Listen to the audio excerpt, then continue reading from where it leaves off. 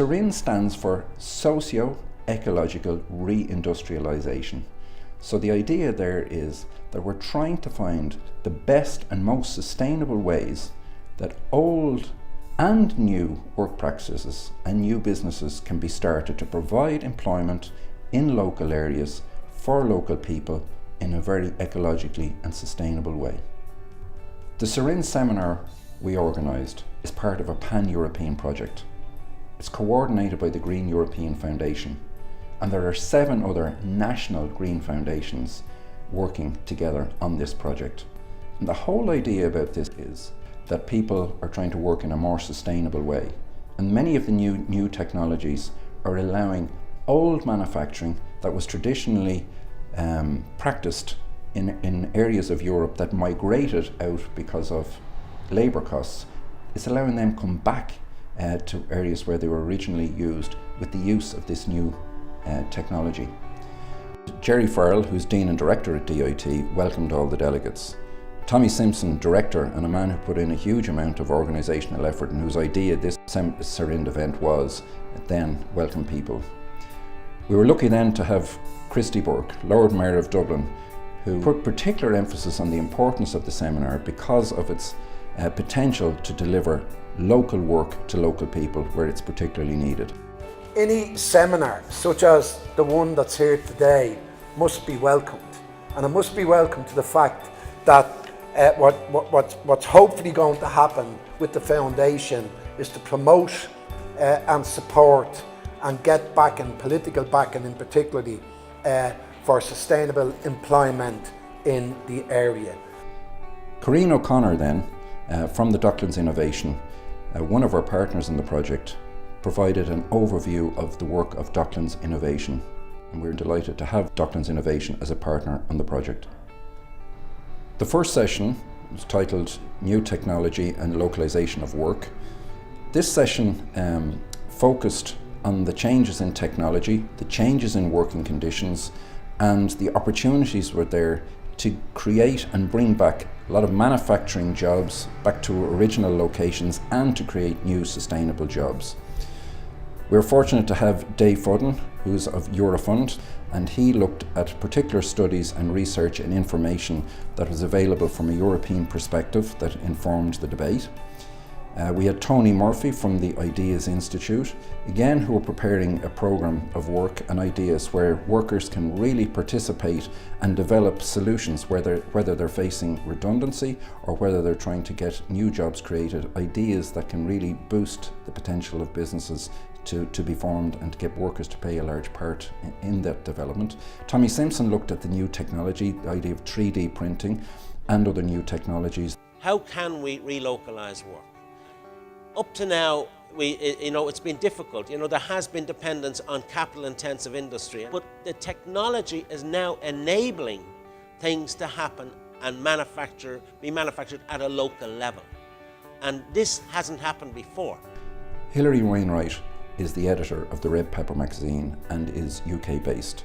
She has extensive experience in looking at worker conditions and in the ways workers can contribute to the development of businesses and organisations, and she's written many articles and books on the subject. This idea of workers' organisations taking the initiative to convert the use of their skills and the use of the machinery they work with for socially useful purposes, I think has huge relevance now when we think about how do we convert the present kind of high carbon economy to a low carbon economy, to an environmentally sustainable economy. The technology now enables a real possibility of collaboration, of sharing the practical knowledge which we saw with the Combine Committee at Lucas Aerospace, but which was then crushed by the old centralised sort of institutions.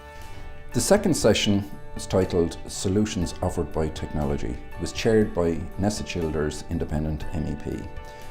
Speakers we had were Kieran Cuff, who's a lecturer in DIT, and Kieran focused on the potential that urban regeneration can offer in terms of sustainable businesses and opportunities for local employment. And what my colleagues did here in DIT, in the Dublin School of Architecture, they looked at these buildings and said, well look, could we bring this building up to an A3 energy rating?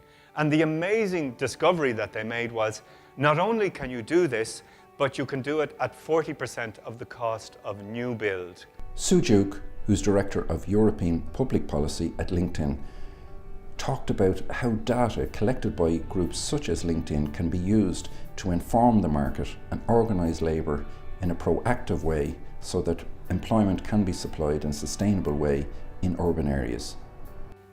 What LinkedIn wants to do over the next 10 years is create an economic graph. The economic graph is basically a digital map of the labour market so that the connections between jobs and companies and people can be brought to life in a way that economists haven't been able to do before. Roland Stelzer is the CEO of Happy Labs in Vienna, and he talked about how they're using new technology, how they're using those laboratories to create new opportunities for small and medium-sized operations in Vienna and provide local employment. The 3D printers are rather a symbol for the personal fabrication in contrast to personal computers. Personal fabrication, it is in fact much more than just 3D printers. It means that digital fabrication machines become accessible.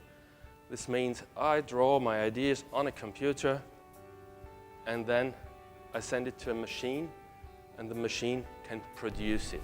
The session after lunch looked at practical Dublin examples of repair, reuse and recycling, and it was chaired by Duncan Stewart. Claire Downey of the Sandymount Repair Cafe, and who ran a repair cafe during lunchtime at the seminar, talked about the practical contributions that repair cafes can make to local communities and in developing skills locally.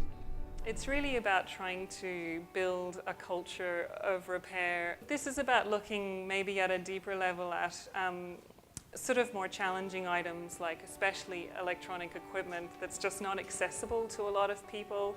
We don't easily open up an iPhone and start tinkering with it. So it's trying to target really those electronic equipment especially, but other things that we wouldn't know where to start with or how to repair.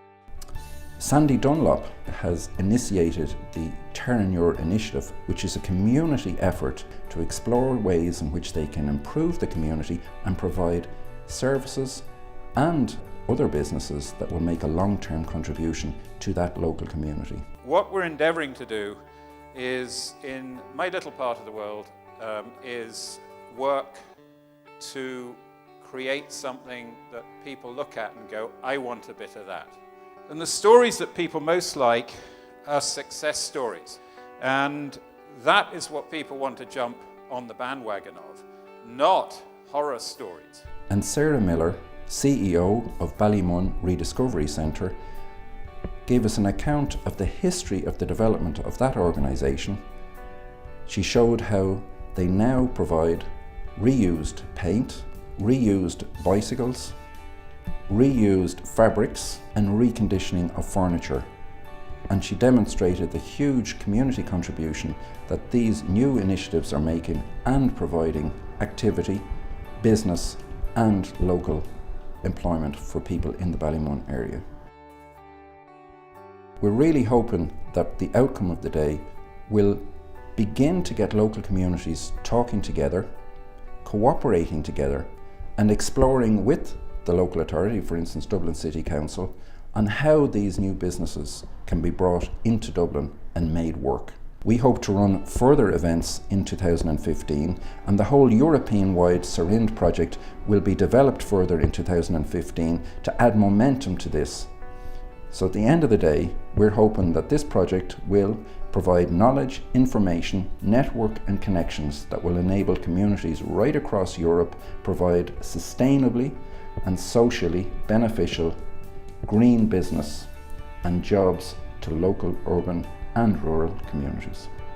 Each individual presentation made by every speaker is available on our website, and you can access that at www.greenfoundationireland.ie.